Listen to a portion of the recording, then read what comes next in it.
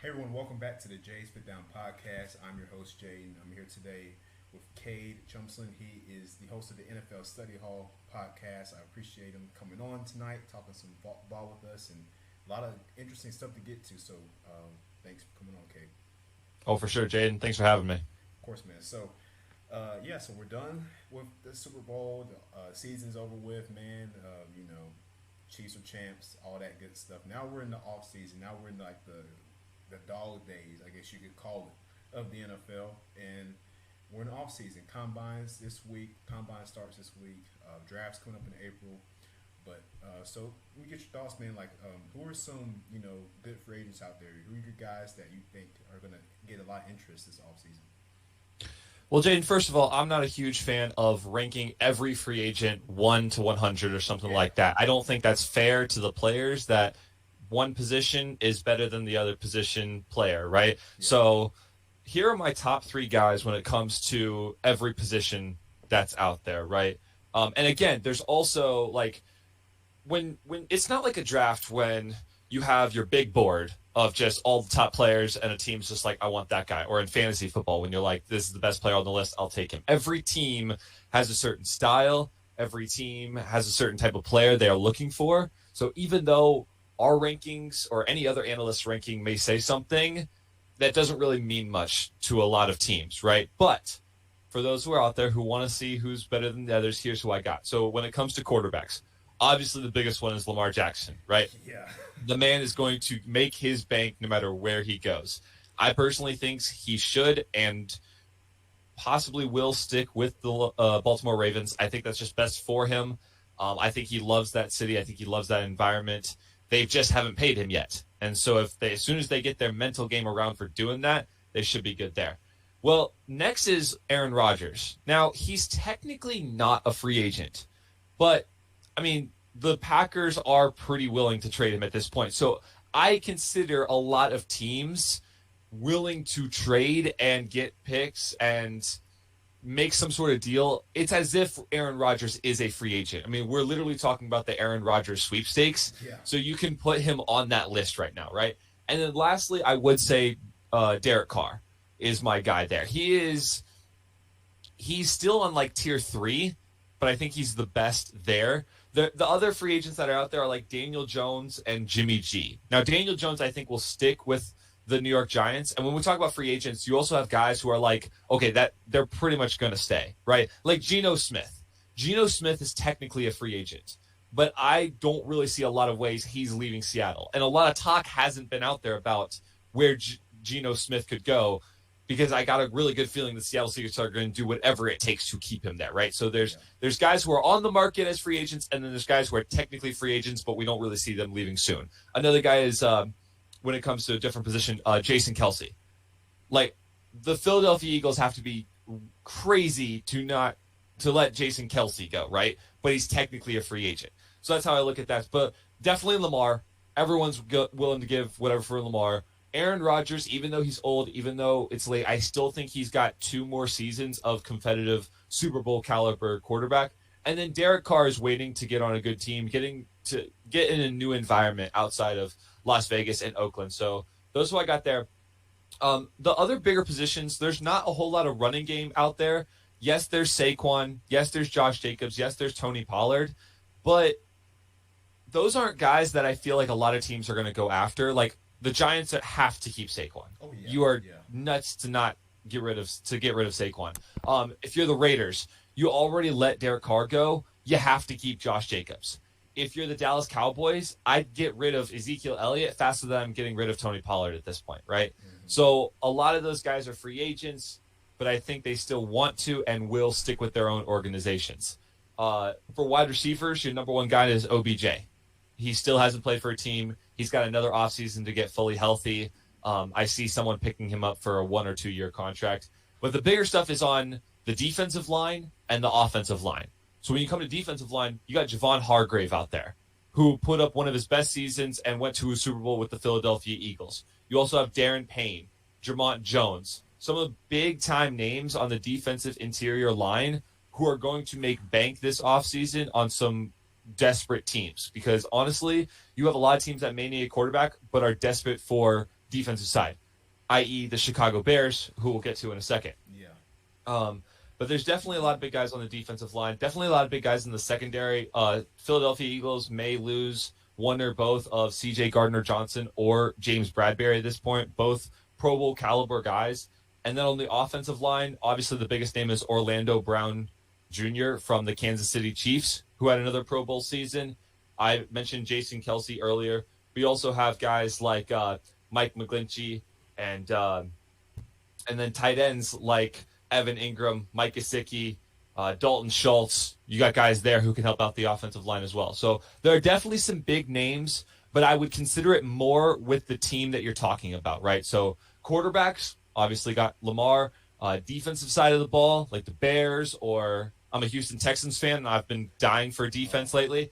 God bless you, man. God bless you. Dude, it's been rough. Let me tell you, brother, it's been rough. But like, we've already been talking about Javon Hargrave, and I would absolutely love that, right? So Seattle Seahawks are most likely going to keep Geno Smith. If they're smart, they don't sign him to a max deal, and they save room for the defensive interior so they can get a guy like Hargrave, or they can get a guy like Payne, someone like that. So that's who I really got at the top of my list. Yeah, that's a good list, man. And Javon Hargrave is also on that top of the list for me defensively. Quarterback, same. Aaron Rodgers, Derek Carr, even though Aaron Rodgers, man, it's like this is like every offseason it's something like it's the same thing. Like, what's he gonna do? Is he gonna like did he's going to a cave for like however long he was in there. Now he's back from his darkness retreat, and it's like I think the Packers should just cut their losses with him. To be honest with you, man, it's me. Like, you just cut the cord. Some other guys for me, Jesse Bates in the secondary, Jamel Dean. And then you move to that to the middle level, Levante David, another guy I think is gonna get a lot of interest in the offseason. Yes, from Tampa, absolutely. Yeah. I love him a lot. Yeah. Talking about that, I mean, you want to talk about Tampa too? Jamel Dean, the cornerback, another underrated secondary guy. One guy that might have a little bit of trouble staying on the field, but who was a huge guy back in the day, Marcus Davenport from New Orleans Saints. Didn't play all last year because I think he had like contract disputes or something like that. But if he can stay on the field, he's one of the best edge rushers in the game too. So there's a lot of guys that are like, they can be good, but they're kind of questionable at the same time. So like OBJ, nobody really wanted to take him because of his injuries, right? Juju Smith-Schuster is a free agent this time, but you're like, all right, bro, are you good, or are you kind of just like playing around here? So there's a lot of guys like that I think like Jimmy G. Do we know if Jimmy G can get a full season under his belt anymore? He just came out today. I don't know if you saw. He's asking for like $25 or $30 million guaranteed. No, exactly, right? It's Jimmy G. No, especially with like four other way better quarterbacks on the market, plus a four-tiered quarterback draft. I'm kind of chilling if I'm a team that needs a quarterback on Jimmy G, unless he wants to lower his price. 1 or 2 years, $10 million a piece. Yeah, I'm chill with that. I'm chill with that. But like, he's not on the same level as like some of these other two or three tier guys. Yeah, I mean, $25 million. That's too much, man. Especially for a quarterback that struggles to stay on the field, and he's a decent passer, but Jimmy G's got his quirks. Like all quarterbacks do, but it's for that asking, for $25 million. No, bro, I'm good on that. I'm good. No, he's a backup at this point. To me, I don't know if I'd necessarily say backup. Right, so if the thing is the problem is that there's so much young talent out there that you can't. It's hard to risk it on a guy who's been in this league so many times, right? So the Washington Commanders just got rid of Carson Wentz today, right? Yeah. So if I'm the Commanders, I'm 100% willing to take on Jimmy G for a few more years because the Commanders don't really have a high draft pick. If you're willing to wait and maybe risk a guy like Anthony Richardson or someone else in the later draft, but like exactly like that face, right? I can trust a Jimmy G maybe a little bit more than an Anthony Richardson in his time, right? Also, actually, now that I think about that, you put Jimmy G out there and then have Richardson sit behind Jimmy G with Eric Bieniemy as your offensive coordinator. there's something there. There's something there. If he can, if they can all stay healthy, there is something there. Yeah. But yeah, Jimmy G, like he's one of those guys where you can just throw him into a system and he should be able to work no matter what, right? So the Tampa Bay Buccaneers could be a great team for him. Honestly, the Houston Texans have a high enough draft pick where I'm willing to sit and take C.J. Stroud or Bryce Young, so I don't really need him there. But like a team like that where you can just stick him in and let him go, so we can keep getting guys come to our team. Honestly, if the Arizona Cardinals were willing to trade Kyler Murray, if they did not sign him to that max contract, I'd see Jimmy G going to the Arizona Cardinals. Jimmy G to the Las Vegas Raiders, something like that, who don't have a high draft pick but aren't willing to trade up for that or go all out this season. Yeah, definitely. Yeah, so I mean, yeah, that's a good point. He's a guy, yeah, like you said, you put him in any system and he should work. He should be fine. As long as he stays healthy, he's a decent enough quarterback to, for you to win games if you got a good defense. But if you stick him somewhere like a team that has no defense, like the Falcons, that wouldn't be a good idea. So speaking of the Bears, man, they got number one pick in the draft. A lot of talk has been going around lately about what they're going to do with it. Recently, news came out that they're willing to shop it. So what do you think they're going to do with that pick? You think they are going to trade it or keep it? Maybe pick an edge rusher, maybe a quarterback. I don't know. What are your thoughts on that? Well, this is a great draft year for a team that needs defensive talent because your top two guys on most of the big draft boards I'm seeing are Will Anderson Jr. and Jalen Carter, right?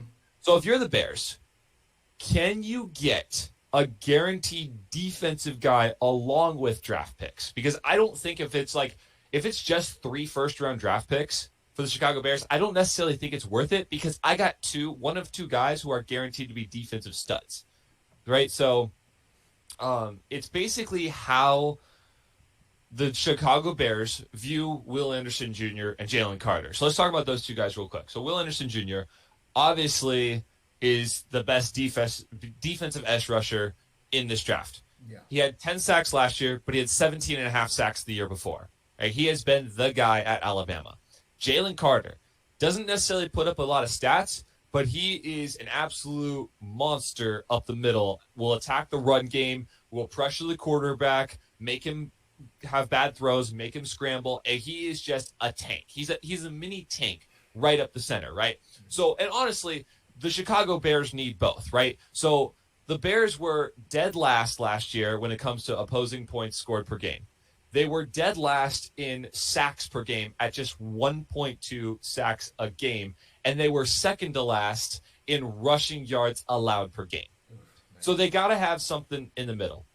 Now, for me, that comes more in the form of a Will Anderson Jr. because I just realized this. He is also a linebacker positionally. So you can put him on the edge, but you can also put him on the linebacker position as well, and he can do both. And he's very quick. And when you're coming from a division that's got a Dalvin Cook, a Jamal Williams, and an Aaron Jones / A.J. Dillon backfield, that is a running back-led crew of the NFC North. Mm-hmm. If I'm the Bears, I would take Will Anderson Jr. as my number one pick, and I would not trade it. Now, I know that a lot of teams are going to put out, but that's conditionally, I would say. If you're willing to get a defensive guy, like, I'm trying to think of a good example here. So, like, if the Indianapolis Colts, who are one of the teams out there who are asking for this guy, right? If the Indianapolis Colts are willing to trade 2 or 3 first-round draft picks plus a Darius Leonard or plus a DeForest Buckner, right? A proven defensive guy plus draft picks, then I would trade the number one pick. But if it's just for more picks or someone like you don't really need, then no. Take the guy who I know is going to be good in the NFL now. And also Will Anderson Jr. is healthy. He's got no injury background whatsoever. Jalen Carter he was out 5 games last year with an MCL injury, so you're a little bit questionable there.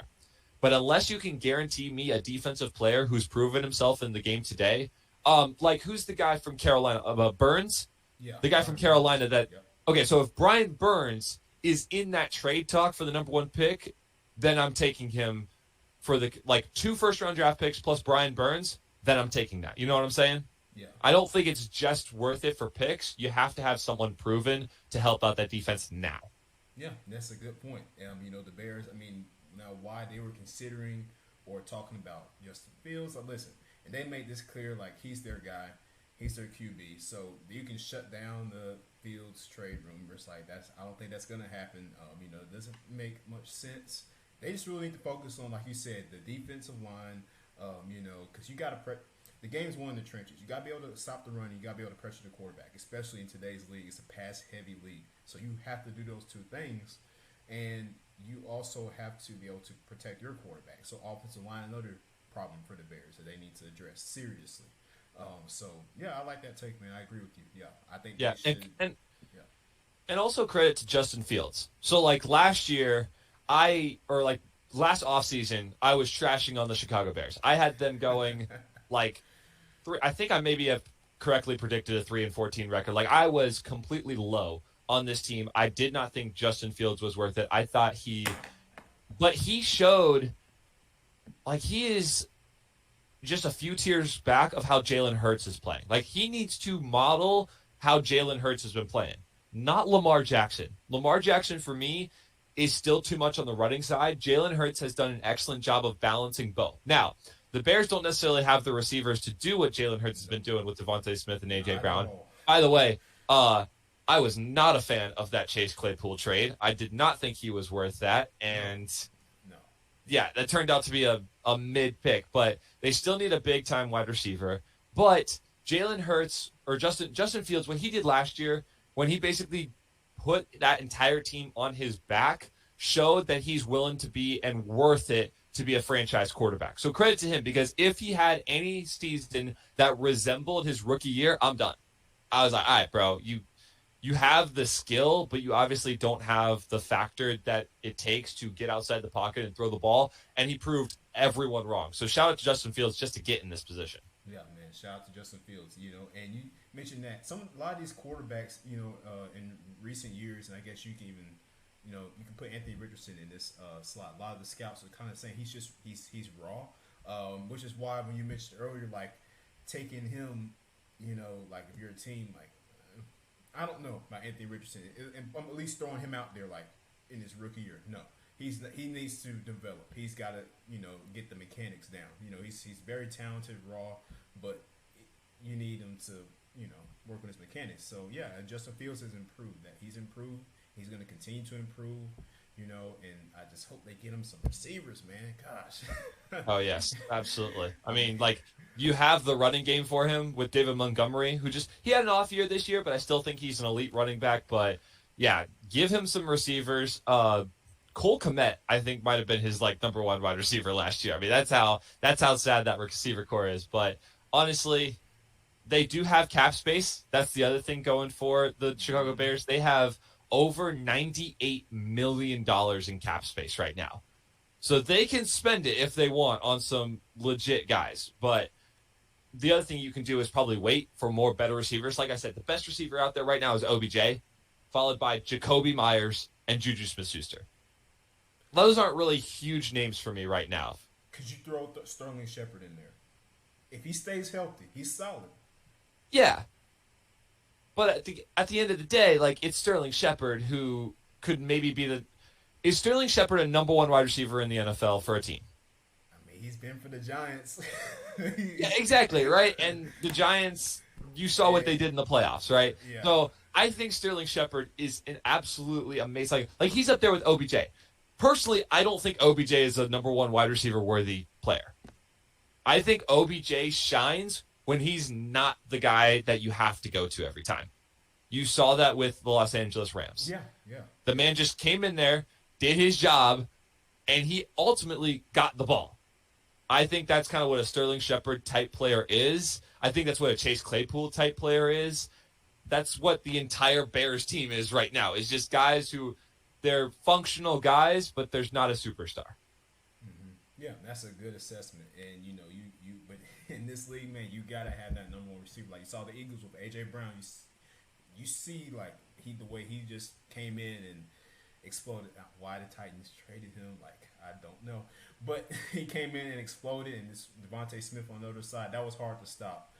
Fortunately, they just couldn't get it done in the Super Bowl. But yeah, and so you got to have number one receiver. Even Hopkins, is he gonna? What's the deal with him in Arizona? It looks like they're going to trade him, so that's another thing to watch out for too. Where do you think he lands? I mean, if I'm the Bears, that's the best guy out there, right? I didn't even think about that, but DeAndre Hopkins coming out of Arizona, that's a good one. You look at guys who need receivers. Now, here's the thing: there's two teams out there right now that are desperate for both a quarterback and a receiver.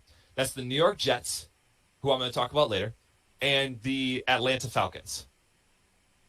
One of those teams needs to both coordinate a way to get either Lamar Jackson, Aaron Rodgers, or OBJ, or both and OBJ or DeAndre Hopkins, right? You have to get both of those guys, because if you throw Lamar Jackson into Atlanta right now, it'll help a little bit, but he simply doesn't have the talent. Now, Kyle Pitts, I know, is there. Low-key overrated. I'm sorry. I'm going to say it. Kyle Pitts is not a number one wide receiver at the tight end position. So Lamar Jackson would do fine there, but you need someone else to bring him in. The New York Jets are in a better position because they've got Garrett Wilson there and a little bit of help, but you still need someone else to help out with there. So I would love for one of these teams to coordinate both a superstar, like go all out for both a superstar quarterback and a superstar receiver. Atlanta or the New York Jets or the Chicago Bears is where I see Hopkins. That's fair. I am a Falcons fan, so Okay. Lamar, as great as that would be, and I said this on a couple of my other podcasts, but as great as that would be, it's just like I don't want them throwing all their chips in on him, because as you see, Okay. It's amazing to have a guy like him under center, but when your defense is getting cakewalked up and down the field every game, what good is that? Like, you need to address the defensive line. They got to address that. They were near the bottom of the league, kind of with the Bears, as far as rushing the quarterback and run defense. Like, the Falcons have got to address the defensive line. That's in the secondary. So before they go in on the quarterback, they need to address that. So that's just my thoughts on that. But yeah, I like that. Well, so I agree with you. I'd also push back because they are $55 million over the cap, so they can afford both those players. And they're sitting in a division that's got the Carolina Panthers, New Orleans Saints, and the Tampa Bay Buccaneers without a Tom Brady. They went 7-10 with their current roster and are in the worst division in football.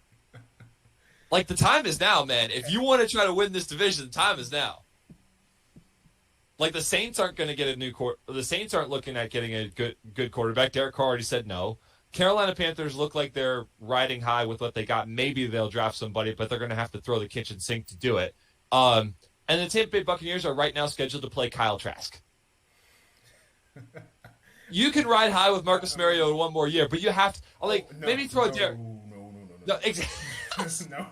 Exactly, right? So, but go ahead and go get a Derek Carr. Go get somebody. But I think if the Atlanta Falcons can get a better franchise quarterback, it's their division to lose, almost.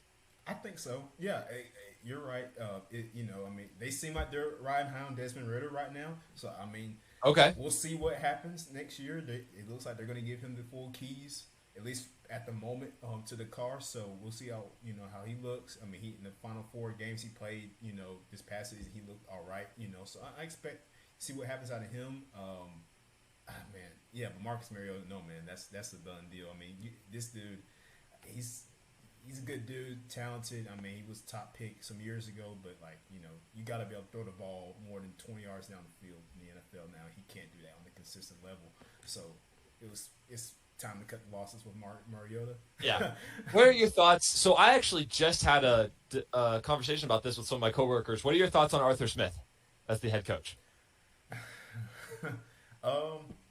It's a mixed bag. Arthur Smith is a guy coming from Tennessee. Obviously, that run heavy offense, but loves to play action. You saw that with Tennessee and Ryan Tannehill. It actually, when he was there in the past couple of years, Tennessee was successful offensively. They had a great offense. Obviously Derrick Henry run the ball, and then the play action game worked for them. with guys like AJ Brown back there, at receiver. So he's a good coach. I feel like sometimes he likes to, I don't know, man. He doesn't he sticks with his tendencies too much. Maybe Yeah. like he gets conservative sometimes. So I guess what I'm trying to say, you can't. Sometimes you gotta put the pedal down. Yeah, it just didn't seem like there was a lot of aggression coming out of Atlanta this year. It was kind of just like they tried making it a systematical offense, and it just didn't work. But they weren't willing to go another level for it. So I was thinking, like Kyle Pitts. Going back to Kyle Pitts, he was barely targeted at all this year when he was clearly their number one target. So I'm curious if Arthur Smith is actually going to use him more or ride high with the receivers that they have. Remains to be seen. Yeah. But our last little segment here, man, before we get off is who's your team this in 2023 that goes from worst to first? I want to hear that.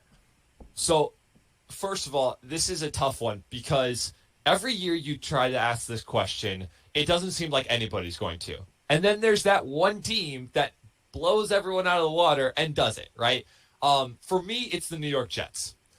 And I know that's crazy to say in a division that has playoff caliber teams like the Buffalo Bills, the Miami Dolphins, and the New England Patriots. But the New York Jets went 7-10, led by Zach Wilson and Mike White. They had the number 4 ranked defense in the NFL. They had Defensive Player of the Year, Garrett Wilson, or Offensive Player of the Year, Garrett Wilson, and Defensive Player of the Year, Sauce Gardner. They had Breece Hall, who played 7 games this year. The team went 5-2. He gets hurt for the rest of the season, and they go 2-8 the rest of the year because they didn't have a quarterback to back them up. I'm expecting the New York Jets, and I have a huge pitch on why the New York Jets should trade or should go after Aaron Rodgers with everything. Because they got Nathaniel Hackett as their offensive coordinator, who was the former offensive coordinator for the Green Bay Packers. They've got a number 1 wide receiver in Garrett Wilson. They've got a decent offensive line. They could probably boost that up in the draft. But they've got enough pieces and a defense. So I went to quite a few Miami Dolphins games this year, and I was actually there for the last game of the year against the Miami Dolphins.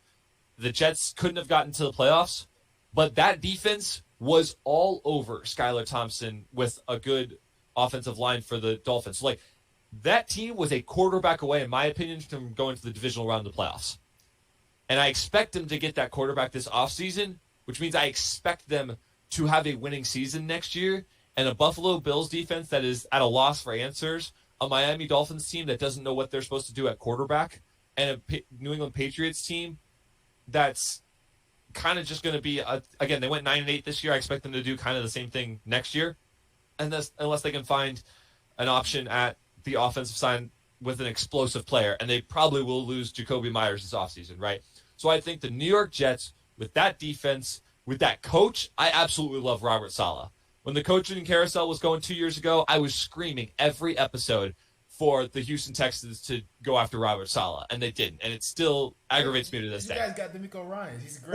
We do. But, in the moment 2 years ago, bro, that was my guy. Yeah, right? So I love Robert Saleh. I love this defense. They're young. They're fiery. You could just tell, though, they were frustrated they didn't have a quarterback. Mm-hmm. And I think they will get one this year, whoever it is. Like Derek Carr said he liked his meeting with the Jets. So if it's not Aaron Rodgers, there's a good possibility it could be Derek Carr. Even a Derek Carr, I think if he goes in there, does his job, lets the defense do the rest, they can get some serious momentum and challenge the Bills for the number 1 spot at the AFC East. I agree, man. I totally agree. The team, for me, I would say would be the Indianapolis Colts. I know that's a hot take, but listen, they got a good defense.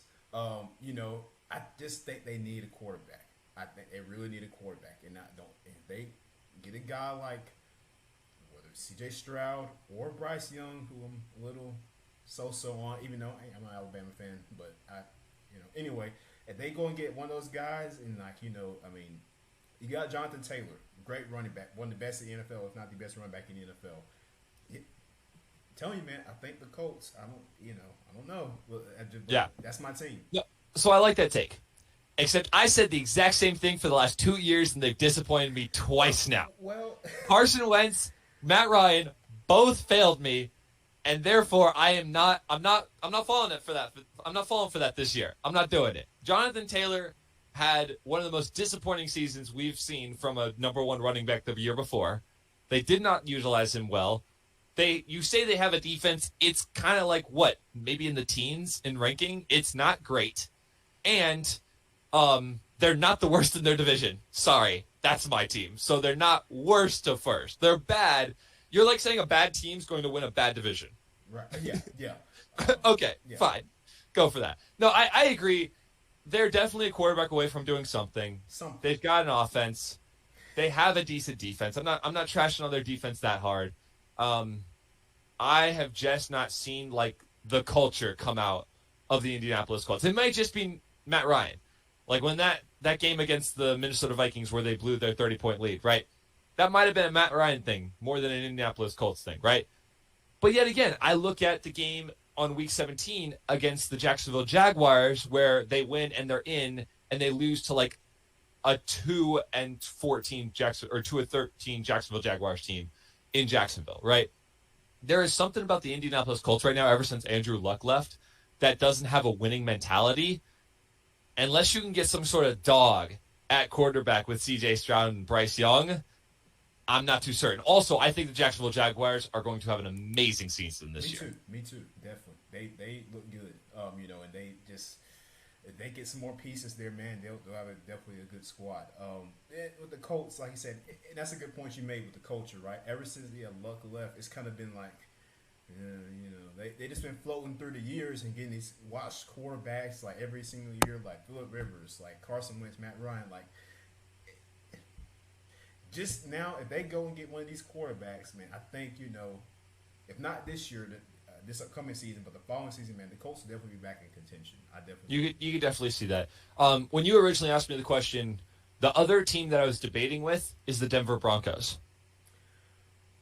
Because, I agree. I think that Russell Wilson is the problem, and I don't think he'll be able to get to that superstar level.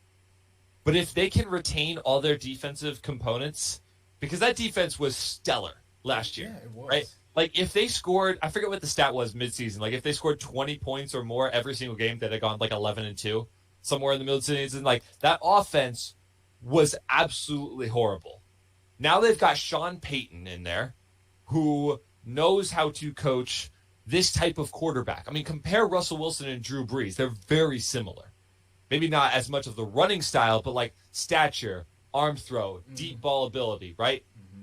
He knows how to work with that, and he knows how to work with a running game that's not great in Denver, but he can utilize it. I'm just saying that with the Las Vegas Raiders not looking great anymore, the Los Angeles Chargers looking like a choke squad again, the Kansas City Chiefs, obviously they're there, but another team that could go from the worst, like really bad, to contending, I'd say could possibly be the Denver Broncos now that they got Sean Payton there. That's solid. I like that. It's like I said, I think it's more on Russell Wilson than it is the coaching. This could be his last year there. They could be done with him after this. But I'm not giving up Russell Wilson after 1 year. I'll give him two. Two. But they can't get it right after this season, then yeah, it's done. But Sean Payton will definitely help. And he brought in some good people on his staff as well, to help that, even bringing back Vance Joseph, who was a head coach there on the defensive side to run the defense. So that was an interesting move. Their team will definitely keep an eye out for it, and along with the Colts and a lot of these other squads. So it's going to be interesting all season, and interesting draft. We got the combine this week as well to look out to, So I'm excited for it, man. But Cade, I appreciate you coming on here, talking some ball with us on Jay's Fifth Down, and yeah, man, it's going to be good. So we're looking forward to it. Yes, sir. Thank you so much. Looking forward to another great season. Of course, man. And you guys make sure to check out Cade on YouTube and all the socials right there. NFL Study Hall. He's got some great content out there. And check us out here on Jay's Fifth Down. We're on YouTube and every podcast platform you can think of. So make sure you subscribe and check us all out there. But thank you guys. It's been Jay's Fifth Down. I'm your host, Shane, here with Cade. We will see you next time. Peace out, y'all.